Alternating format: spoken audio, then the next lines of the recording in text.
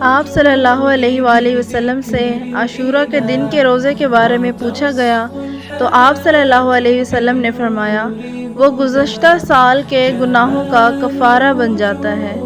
صحیح مسلم 2747۔ رسول اللہ صلی اللہ علیہ وآلہ وسلم نے فرمایا ہر مہینے کے 3 روزے اور ایک رمضان سے لے کر دوسرے رمضان، یہ عمل سارے سال کے روزوں کے برابر ہے۔ اور عرفہ کے دن کا روزہ میں اللہ سے امید رکھتا ہوں کہ پچھلے سال کے گناہوں کا کفارہ بن جائے گا اور اگلے سال کے گناہوں کا بھی۔ اور یوم عاشورہ کا روزہ میں اللہ سے امید رکھتا ہوں کہ پچھلے سال کے گناہوں کا کفارہ بن جائے گا۔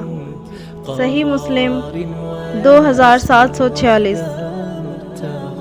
عاشورہ کے دن زمانہ جاہلیت میں قریش روزہ رکھا کرتے تھے اور رسول اللہ صلی اللہ علیہ وآلہ وسلم بھی رکھتے۔ پھر جب آپ صلی اللہ علیہ وآلہ وسلم مدینہ تشریف لائے تو آپ صلی اللہ علیہ وآلہ وسلم نے یہاں بھی عاشورہ کے دن روزہ رکھا اور اس کا لوگوں کو بھی حکم دیا، لیکن رمضان کی فرضیت کے بعد آپ نے اس کو چھوڑ دیا اور فرمایا کہ اب جس کا جی چاہے اس دن روزہ رکھے اور جس کا جی چاہے نہ رکھے۔ صحیح بخاری 2002۔ رسول اللہ صلی اللہ علیہ وآلہ وسلم مدینہ تشریف لائے تو عاشورہ کے دن یہود کو روزے کی حالت میں پایا۔ رسول اللہ صلی اللہ علیہ وآلہ وسلم نے ان سے دریافت کیا یہ کیا دن ہے جس کا تم روزہ رکھتے ہو؟ انہوں نے جواب دیا یہ ایک عظیم دن ہے، اس میں اللہ تعالیٰ نے موسیٰ علیہ السلام اور ان کی قوم کو نجات دی تھی اور فرعون اور اس کی قوم کو غرق کیا تھا، تو موسیٰ علیہ السلام نے شکر بجا لاتے ہوئے اس کا روزہ رکھا، لہٰذا ہم بھی اس کا روزہ رکھتے ہیں۔ اس پر رسول اللہ صلی اللہ علیہ وآلہ وسلم نے فرمایا تمہارے مقابلے میں ہم موسیٰ علیہ السلام کے ساتھ زیادہ حق اور زیادہ قریبی تعلق رکھنے والے ہیں۔ اس پر رسول اللہ صلی اللہ علیہ وآلہ وسلم نے اس دن روزہ رکھا اور صحابہ کو بھی روزہ رکھنے کا حکم دیا۔ صحیح مسلم 2658۔ جب رسول اللہ صلی اللہ علیہ وآلہ وسلم مدینہ تشریف لائے تو یہودی عاشورہ کا روزہ رکھتے تھے۔ حضرت صلی اللہ علیہ وآلہ وسلم نے ان سے اس کے متعلق پوچھا تو انہوں نے بتایا کہ اس دن حضرت موسیٰ علیہ السلام نے فرعون پر غلبہ پایا تھا۔ آپ نے اس پر فرمایا کہ پھر ہم ان کے مقابلے میں حضرت موسیٰ علیہ السلام کے زیادہ حقدار ہیں۔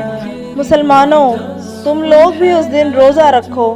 پھر آپ صلی اللہ علیہ وسلم نے یہود کی مشابہت سے بچنے کے لیے اس کے ساتھ ایک روزہ اور ملانے کا حکم صادر فرمایا جو اب بھی مسنون ہے۔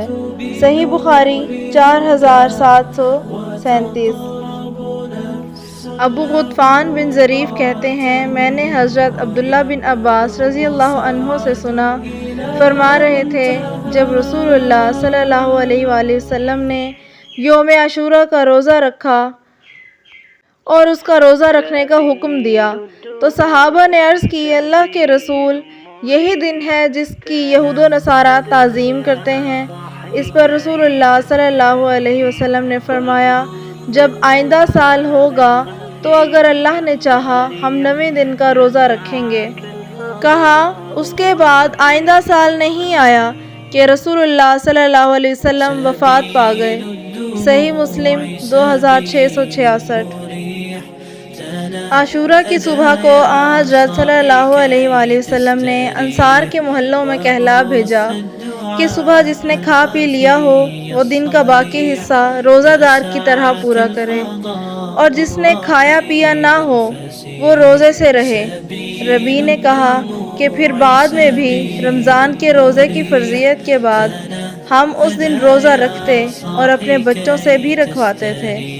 انہیں ہم اون کا ایک کھلونا دے کر بہلائے رکھتے، جب کوئی کھانے کے لیے روتا تو وہی دے دیتے یہاں تک کہ افطار کا وقت آ جاتا۔